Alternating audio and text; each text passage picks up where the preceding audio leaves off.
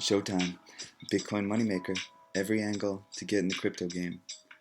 Today I want to talk about cloud mining, which is a very tricky beast as far as the math and whether it's worth it because there are leases, there are different services, there are different algorithms. Mining changes on a daily basis based on difficulty, how many people are adding hash power to whatever coin they're mining. And when I first looked at cloud mining a couple months ago, the only two I really saw that were trusted and easy were Hashflare and Genesis mining. Genesis is the number one. When I looked at it, its leases for Bitcoin were sold out and they were more expensive. You needed more to get in. Hashflare had room, so I went there. I think Hashflare is in Estonia or Russia or Sweden or something like that, but it's been good to me for I think almost 2 months now, something like that. So I want to go over kind of the little rules of cloud mining, at least on Hashflare, to see what kind of profits you could expect. So this is Hashflare's dashboard, and it's nice and easy to use. I've never gone into Genesis mining, so I can't compare. I'm going to guess that theirs is nice too, maybe even nicer because they're the biggest name in mining. I believe they won't be able to allow people to buy new mining leases for Bitcoin until February. That's how sold out they are. So I've been in Hashflare. They offer Ethereum, Dash, I think Zcash. They don't have Litecoin, do they? I guess they don't have Litecoin. I think Genesis Mining has Litecoin. But for Bitcoin, which is all I cared about from this list, there's SHA and Script. And Script seems to be the most popular one that the big time miners use in China and all these huge warehouses with all these ASIC miners. So I did a test between both, and this is months ago, and SHA 256 seems to be the most profitable, and you can play with these. You can see how much hash you've leased. So the leases are 1 year long. You don't get your principal back.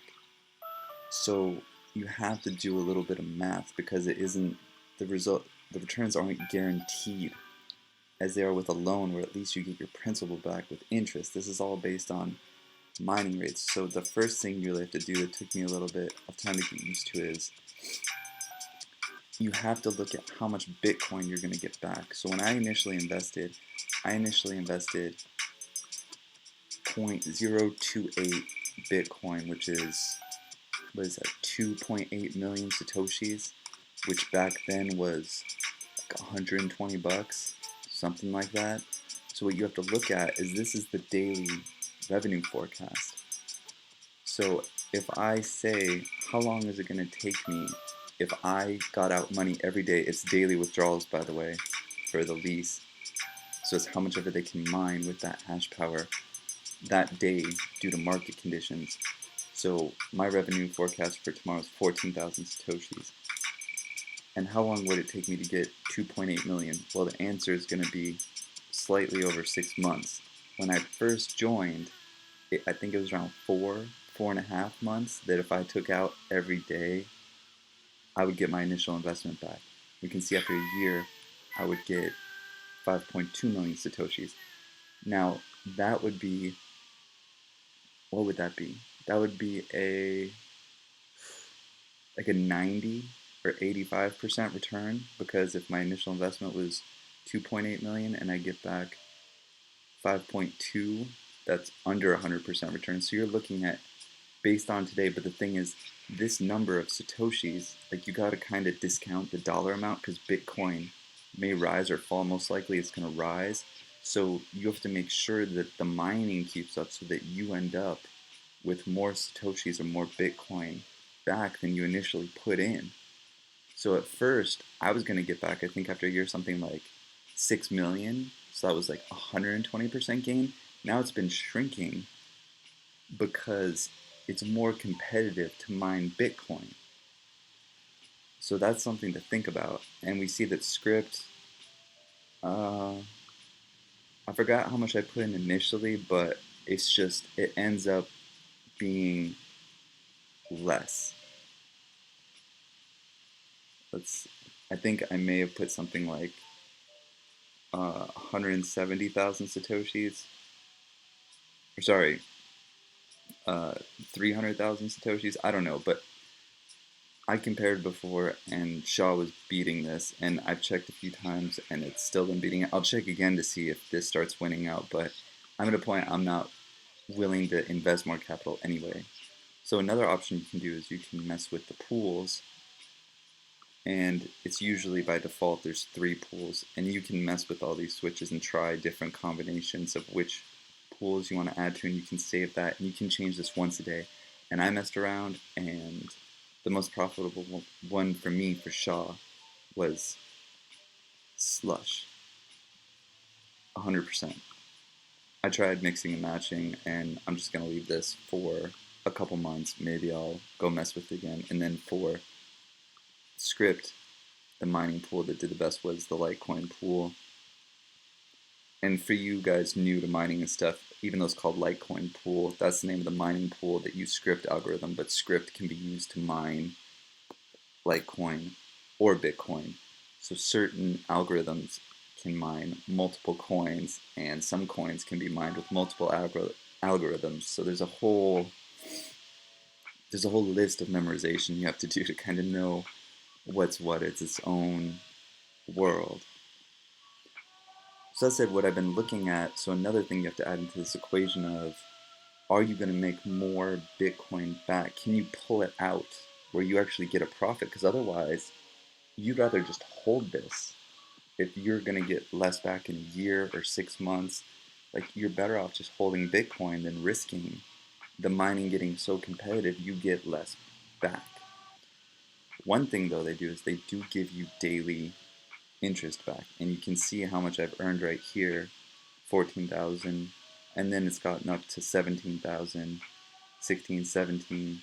So this has to stay even or grow for it to be profitable. If this starts dropping per day, the amount of Satoshis you get, even if the dollar amount goes up because Bitcoin's going up, you are losing your Bitcoin. So that's a careful thing to watch, and you can see this is how much balance I have, last payout, blah, blah, blah, and you can see each day, and you can see the US value you get. So on your history, which is right there, this tab, you can go down and, actually let me go back, you can reinvest, this little button right here. So I've been doing this as an experiment, is because this algorithm is the one I think is most lucrative. I've been reinvesting in it, and it reinvests with a minimum of $1.50 in US fiat is the increments. And then if you have $3, it'll invest that, and $4.50, and so on. So I've been reinvesting. If you go to my history, you can see all these $1.50 investments all the way back. $1.50. I guess I saved up there before. That was one of my first reinvests. And you can see when I put my initial money in, and I'd have to go back to CoinMarketCap and see how much Satoshis, but I think it's 2.8 million is what I put in initially. So I need to get more than that out for this to be profitable. And another thing is, it has to beat like margin lending, which is way less risky. And margin lending on Bitfinex pays 7% a year. So this better beat in Satoshis 7% a year, and by a good amount for the risk. So you can see all this 150, and I believe, I put in $120 initially worth of Bitcoin, and I think all these $1.50s have added up to another $30 or so. So I've already reinvested like an extra 20% or so, maybe a little more, back in to increase my hash rate. But the thing is, even though I've been increasing my hash rate, I think my hash rate initially was 0.78 here, and now it's grown to 0.87 because I keep reinvesting instead of pulling out. And each time I reinvest, that's a new year-long lease. So that's another little thing. So I'm testing whether this snowballs and the momentum of my reinvestments can beat how competitive mining is. And right now, it's been losing a little bit, and if it keeps losing, I'm gonna have to take everything out. Now, another question is, what happens if I put $10,000 in instead of 120? Because I'm only reinvesting about every other day because it's $1.50 to reinvest, and I think my balance usually per day is $1.15 plus 11 cents. Let's say conservatively, I'm getting $1 a day. That means it's taking every other day to reinvest to get that 150. So maybe if you were at 150 off the bat, meaning you invested, I don't know how many Satoshis, I guess if you invested 5 million Satoshis off the bat, back 2 months ago, that would have been 250 bucks. I'm guessing today that's almost doubled or nearly doubled. So maybe if you put in 400 or 500 and you were investing that 150 every day, or if you put in 1,000, and that means you'd be getting back whatever 450. So I don't know, if you reinvest more, you would beat how competitive the market is. I don't know. So cloud mining is a really interesting thing. The year-long leases, I think Genesis also has really long leases.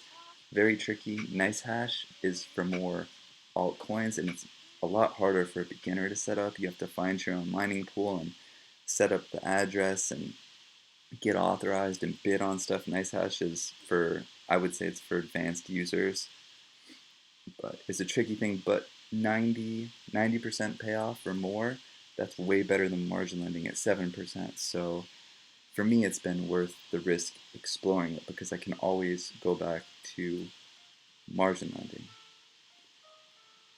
And I think that pretty much wraps this up for Hashflare.io. And make sure you go anywhere in crypto, you always check your address that it ends in the right letters, because people do .com, .co, .net, spoof sites asking for your wallet address and your maybe even your private key to try to steal your stuff. So make sure that you know the URL and you know the address. Please subscribe, leave a comment, leave a like, put on your alerts, and there's links in the description to Hashflare and many other great products. Please click and explore. Leave any questions. Be glad to answer them. And as always, the rest is up to you.